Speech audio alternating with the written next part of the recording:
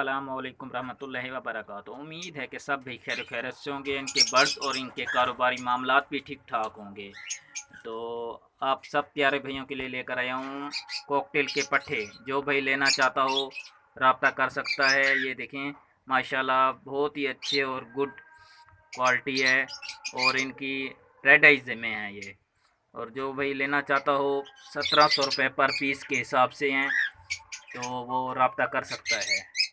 और इनमें एक बड़ा पेयर है वो फॉर सेल नहीं है,